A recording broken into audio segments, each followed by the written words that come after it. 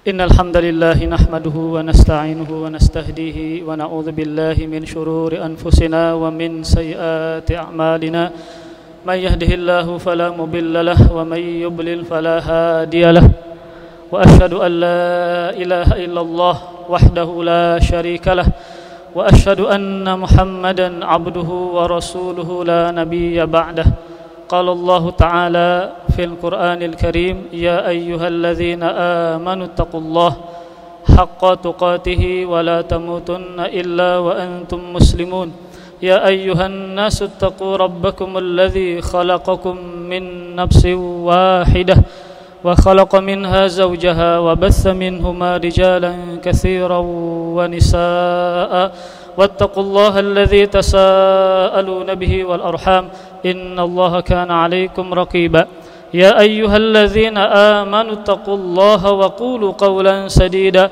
يصلح لكم أعمالكم ويغفر لكم ذنوبكم ومن يطع الله ورسوله فقد فاز فوزا عظيما أما بعد فإن أصدق الحديث كتاب الله وخير الهدي هدي محمد صلى الله عليه وآله وسلم وشر الأمور محدثاتها فإن كل محدثة بدعة وكل بدعة ضلالة وكل ضلالة في النار فيا أيها المسلمون الحاضرون أوصيكم ونفسي بتقوى الله ولا سعادة في الدنيا والآخرة إلا للمتقين لرب العالمين اللهم صل وسلم وأنعم وبارك على نبينا وحبيبنا وسيدنا محمد وعلى آله وصحبه وبارك وسلم أجمعين معاشر المسلمين rahimani wa rahimakumullah.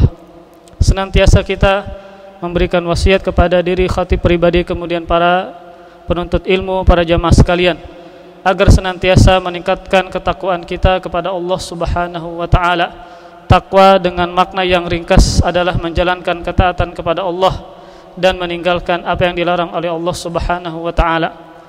Takwa sangat banyak janji Allah yang Allah sebutkan di dalam Al-Qur'an tentang keutamaannya. Yang paling besar adalah firman Allah Subhanahu wa taala, "Wa may yattaqillaha yaj'al lahu makhraja wa yarzuqhu min haitsu la yahtasib."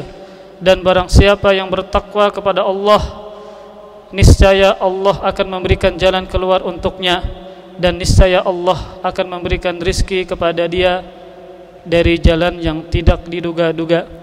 Sahabat Nabi SAW sekaligus sepupu beliau Abdullah bin Abbas mengatakan, "Makhrajan yunjihi min kulli kurabid dunya wal akhirah." Jalan keluar apa yang Allah tawarkan bagi orang yang bertakwa kepada Allah? Abdullah bin Abbas mengatakan, makhrajan, jalan keluar dari segala kesulitan dunia dan jalan keluar dari segala kesulitan akhirat kelak. Ma'asyiral muslimin rahimani wa rahimakumullah. Dan juga firman Allah Subhanahu wa taala, "In tattaqullah yaj'al lakum furqana."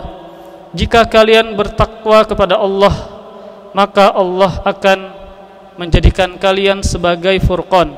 Furqan maksudnya adalah mampu membedakan yang mana yang hak, yang mana yang batil. Mampu membedakan yang mana yang halal, yang mana yang haram. Mampu membedakan yang mana yang baik, yang mana yang buruk. Tentu orang yang bertakwa kepada Allah, maka Allah mudahkan untuknya menuntut ilmu agama. Bagi orang yang bertakwa kepada Allah, maka Allah akan mempermudahkan dia untuk menuntut ilmu agama. Sesuai dengan firman Allah Subhanahu wa taala, "Wattaqullah wa yu'allimukumullah wallahu bikulli syai'in alim." Bertakwalah kalian kepada Allah dan Allah akan memberikan ilmu kepada kalian. Dan Allah maha mengetahui terhadap segala sesuatu. Maka nikmat bagi orang yang bertakwa kepada Allah adalah Allah akan memberikan dia ilmu agama, sehingga dengan ilmu tersebut dia menjadi seorang yang furqan, mampu membedakan yang mana yang hak, yang mana yang batil. Ma'asyiral muslimin rahimani wa rahimakumullah.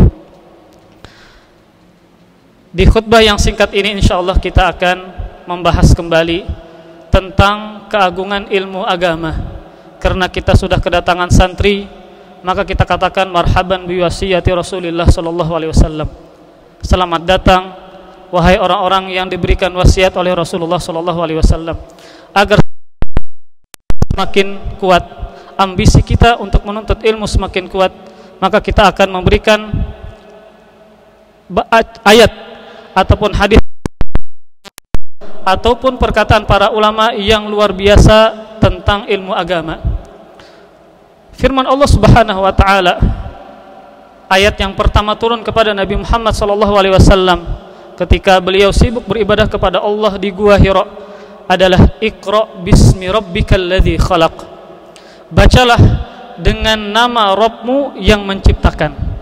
Allah memerintahkan Nabi Muhammad SAW, adalah wahyu pertama yang Allah berikan kepada Nabi Muhammad adalah perintah berupa membaca, dan membaca adalah dasar untuk mendapatkan ilmu agama.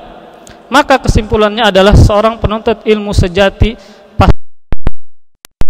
sering membaca. Maka wahai para penuntut ilmu agama, jamaah sekalian, biasakanlah untuk membaca, sehingga dengan membaca kita bisa memahami dan menghafal. Maka seorang penuntut ilmu agama tentu dia sering membaca, entah kitab tauhid, kitab hadis, kitab fikih, dan seterusnya. Terlebih di zaman sekarang banyak sekali kitab-kitab berbahasa Arab sudah ditulis, ya. Maka kurang apalagi kita untuk membaca ilmu agama. Yang kita mau ada kitab hadis, ada, tinggal mau apa tidak untuk membaca kitab-kitab tersebut. Allah sudah memudahkan kita di zaman sekarang untuk membaca, bahkan tanpa membeli sekalipun. Lewat internet kita bisa mendownload kitab para ulama, tulisan para ustaz. Maka salah satu hal terbesar untuk mendapatkan ilmu agama adalah dengan membaca. Ma'asyiral muslimin rahimani wa rahimakumullah. Ayat yang kedua, firman Allah Subhanahu wa taala di surah Thaha ayat 114. Allah Subhanahu wa taala mengatakan, "Wa qur rabbi zidni ilma." Wahai Muhammad, berdoalah, Rabbi zidni ilma. Wahai Rabbku, tambahkanlah ilmu kepadaku. Satu yang Allah perintahkan Nabi Muhammad untuk meminta sesuatu tidak lain adalah meminta tambahkan ilmu agama. Bahkan Al-Allamah Ibnul Qayyim mengatakan, wa kafa bihadza syarafan lil ilmi an yas'ala nabiyahu an ya'muru nabiyahu an yas'ala al-mazid minhu. Kata Al-Allamah Ibnul Qayyim mengatakan, cukuplah ini sebagai kemuliaan ilmu, yaitu Allah memerintahkan Nabi Muhammad agar Nabi Muhammad berdoa kepada Allah minta ditambahkan ilmu agama. Kemudian Al-Imam Sufyan bin Uyainah juga mengatakan, lam yazal sallallahu alaihi wa alihi wasallam fi ziyadah hatta tawaffahu Allah. Kata Imam Sufyan bin Uyainah mengatakan, senantiasa Rasulullah sallallahu alaihi wa alihi wasallam ditambahkan ilmu agama sampai beliau meninggal dunia. Ini menunjukkan bahwa menuntut ilmu agama tidak ada habis kecuali kita meninggalkan dunia ini. Maka agama, ma'asyiral muslimin rahimani wa rahimakumullah. Bagaimana potret para sahabat? Perhatikan sahabat Abdullah bin Mas'ud, salah satu fuqaha sahabat, salah satu ulama dari kalangan sahabat. Abdullah bin Mas'ud mengatakan, beliau ketika membaca firman Allah Subhanahu wa taala, wa qur rabbi zidni ilma, beliau berdoa kepada Allah Subhanahu wa taala, Allahumma inni as'aluka ilman wa imanan wa yaqinan. Sahabat Abdullah bin Mas'ud ketika beliau membaca firman Allah wa qur rabbi zidni ilma, beliau berdoa kepada Allah, ya Allah, aku meminta kepadamu ilmu dan keimanan dan keyakinan. Karena ilmu itu bisa menambahkan iman kita kepada Allah. Karena ilmu itu bisa menambahkan keyakinan kita kepada Allah Subhanahu wa taala. Maka para penuntut ilmu agama jangan sampai lupa meminta ilmu kepada Allah Subhanahu wa taala. Karena kita tidak memiliki kemampuan tanpa bantuan dari Allah Subhanahu wa taala.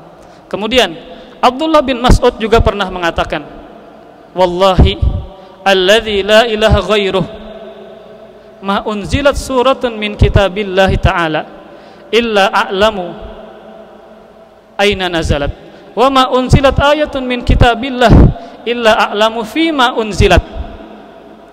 Kata beliau, demi Allah yang tidak ada Rabb yang disembah kecuali Dia, tidaklah sebuah surah di Al-Quran kecuali saya mengetahui di mana turunnya, dan tidaklah satu ayat dari Al-Quran diturunkan kecuali saya mengetahui kepada siapa turunnya. Kemudian beliau mengatakan, walau a'lamu ahadan a'lama minni bi kitabillah tablughuhul ibil la raqibtu ilaihi. Beliau mengatakan, seandainya saya mengetahui seseorang yang lebih berilmu dariku tentang Al-Quran, tentang kitab Allah yang bisa disampaikan oleh onta, niscaya saya akan mengendarai onta tersebut untuk menuntut ilmu kepadanya. Inilah ambisi dari Mas'ud. Beliau mengatakan, seandainya ada seseorang yang lebih berilmu kepadaku dariku dan mampu dijangkau oleh onta, niscaya saya akan pergi dengan onta tersebut untuk menemui dia. Maka inilah di antara kondisi para sahabat radhiyallahu taala anhum. Mereka sebagaimana ambisi para pencari dunia siang dan malam. Para sahabat berambisi untuk mencari ilmu agama. Bahkan seorang bernama Jabir bin Abdullah radhiyallahu taala anhuma, beliau mendengar ada seseorang sahabat yang tinggal di Mesir memiliki sebuah hadis. Apa yang dilakukan oleh sahabat Jabir? Beliau pergi dari kota Madinah menuju Mesir, jarak 1 bulan safar, untuk mengambil sebuah hadis saja. Setelah beliau mengambil hadis, langsung pergi. 1 bulan perjalanan, pergi balik lagi 1 bulan, 2 bulan untuk mencari sebuah hadis. Subhanallah. Itulah tekad yang besar, ambisi para sahabat ketika berusaha untuk mengumpulkan ilmu agama. Ma'asyiral muslimin rahimani wa rahimakumullah. Kemudian hadis Rasulullah sallallahu alaihi wasallam pernah berkumpul bersama para sahabatnya. Rasul mengatakan, bainama Musa alaihissalam fi mala'in min bani Israil faqala hal ta'lamu ahadan a'lamu minka faqala la fa'auhahu Allah ta'ala bala abduna Khadir. Kata Rasulullah sallallahu alaihi wasallam di hadapan para sahabatnya,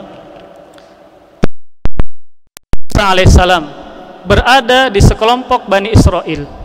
Tiba-tiba hampiri beliau dan mengatakan, apakah engkau tahu seseorang yang lebih berilmu darimu? Kata orang ini kepada Nabi Musa. Lantas Nabi Musa mengatakan, la, saya tidak tahu. Lalu Allah mewahyukan kepada Nabi Musa, ada Nabi kami Khadir, hamba kami Khadir. Secara umum Nabi Musa lebih utama dibandingkan dengan Nabi Khadir. Secara umum Nabi Musa lebih berilmu daripada Nabi Khadir. Namun ada juz'iyat, sebagian perkara yang alaihissalam. Ketika Allah mewahyukan kepada Nabi Musa bahwa ada yang lebih berilmu darimu, apa yang dilakukan oleh Nabi Musa? Maka Nabi Musa meminta kepada Allah diberi Nabi Khadir alaihissalam. Maka antum sering membaca surah Al-Kahfi. Kalau antum baca terjemahnya, ada cerita bagaimana bertemunya Nabi Musa alaihissalam. Untuk apa Nabi Musa bertemu dengan Nabi Khadir? Untuk mencari ilmu agama. Sehingga Al-Imam Al-Qurtubi mengatakan, fihi, dalam hadis fil izdiyad minal ilmi, mengembarannya seorang yang berilmu, mengembarannya seorang alim untuk memperbanyak ilmunya. Seorang ulama, seorang alim pun tetap diperintahkan untuk mengembara, untuk berjalan jauh dalam rangka memperbanyak ilmunya. Bahkan Al-Hafidh Ibnu Hajar mengatakan, rukubul bahri fi talabil ilmi bal al-istikthar minhu. Hadis anjurkan untuk mengarungi lautan dalam rangka menuntut ilmu, bahkan untuk memperbanyak ilmu agama. maka antum yang datang dari jauh, dari Pulau Jawa, dari pelosok Kalimantan dan seterusnya, maka perjalanan antum untuk memudahkan langkah antum menuju surga Allah Subhanahu wa taala. Sebagaimana sabda Rasulullah sallallahu alaihi wasallam, "Man salaka tariqan yaltamisu fihi ilman sahhalallahu lahu bihi tariqan ilal jannah." Barang siapa yang menjalani suatu jalan, di jalan tersebut dia mencari ilmu agama, maka Allah akan memudahkan untuknya menuju surga. Dan para ulama menjelaskan ada dua makna tentang untuk menuntut ilmu agama yang Allah mudahkan surga untuknya. Yang pertama kata ulama adalah dia berjalan menuju rumahnya, menuju majlis. Dia berjalan dari asramanya menuju kelas.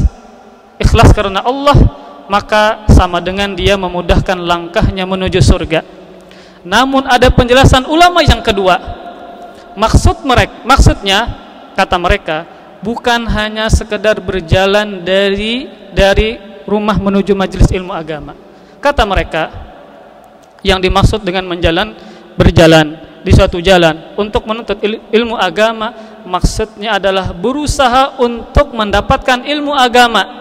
Ketika di majelis ilmu agama, ketika di kelas, bukan hanya sekedar datang, ada usaha, berusaha fokus, memahami, menghafal, mencatat dan seterusnya.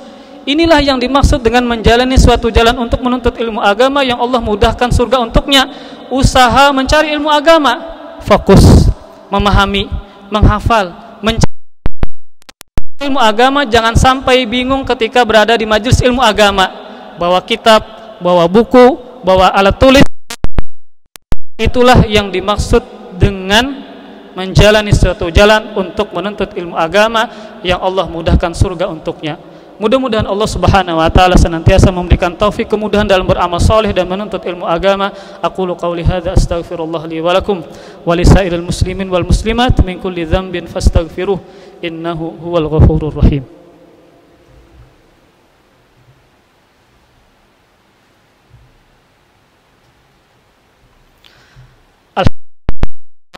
Wassalamu ala Rasulillah wa ala alihi wa sahbihi wa mawalah wa la hawla wa la quwwata illa billah. Ma'asyiral muslimin rahimani wa rahimakumullah. Al-Allamah Ibnul Qayyim mengatakan di dalam kitab beliau Miftah Darus Sa'adah, beliau mengatakan, "Lau suwiral ilmu suratan lakanat ajmal minasyamsi wal qamar." Seandainya ilmu itu memiliki bentuk, ada visi, saya dia lebih indah daripada matahari dan bulan. Kenapa demikian? Kalau kita perhatikan bulan sangat indah ketika dia berada kalau kita lihat matahari, maka keindahannya bisa kita lihat tatkala dia terbit maupun tenggelam. Dan manfaat bulan dan matahari untuk kehidupan makhluk hidup yang ada di dunia. Namun manfaat dan keindahan ilmu melebihi matahari dan bulan. Kenapa? Karena ilmu modal kita untuk beribadah kepada Allah Subhanahu wa taala. Modal kita untuk menyelamatkan diri kubur bahkan alam akhirat. Kita tidak bisa benar kecuali ibadah tersebut harus dilandasi dengan ilmu agama. Dan kita tahu bahwa Allah menciptakan kita untuk beribadah kepada Allah Subhanahu wa taala. Wa ma khalaqtul jinna wal insa illa liya'budun. Dan tidaklah aku ciptakan jin dan manusia kecuali untuk beribadah kepadaku. Kesimpulannya, tidak mungkin kita bisa beribadah kepada Allah. Tidak mungkin ibadah kita dibalas dengan pahala, dibalas dengan surga, kecuali ibadah tersebut harus dilandasi dengan ilmu agama. Mudah-mudahan Allah Subhanahu wa taala mengampuni dosa-dosa kita, dan mudah-mudahan Allah Subhanahu wa taala menjadikan kita orang yang bertakwa kepada Allah, dan mudah-mudahan Allah Subhanahu wa taala mengangkat segala musibah kita. Amin ya rabbal alamin. Innallaha wa malaikatahu yusholluna 'alan nabi ya ayyuhalladzina amanu shallu 'alaihi wa sallimu taslima. Allahumma shalli wa sallim ala nabiyyina wa sayyidina Muhammadin wa ala alihi wa sahbihi wa barik wa sallim ajma'in. Allahumma ighfir lil muslimin wal muslimat wal المؤمنين والمؤمنات الأحياء منهم والأموات اللهم ألف بين قلوبنا وأصلح ذات بيننا اللهم أصلح ولاة أمورنا وفقهم لما تحب وترضى يا ذا الجلال والإكرام اللهم إنا نسألك الهدى والتقى والعفاف والغنى اللهم إنا نسألك رضاك والجنة ونعوذ بك من سخطك والنار اللهم لا تجعل أكبر مصيبتنا في ديننا ولا تجعل أكبر همنا في دنيانا اللهم ارفع هذا البلاء اللهم ارفع هذا البلاء اللهم ارفع هذا البلاء يا ذا الجلال والإكرام يا رب العالمين اللهم إنا نسألك حسن الخاتمة ونعوذ بك من سوءها ربنا آتنا في الدنيا حسنة وفي الآخرة حسنة وقنا عذاب النار وصلى الله على نبينا وعبدك محمد وعلى آله وصحبه وبارك وسلم وآخر دعوانا أن الحمد لله رب العالمين وأقيموا الصلاة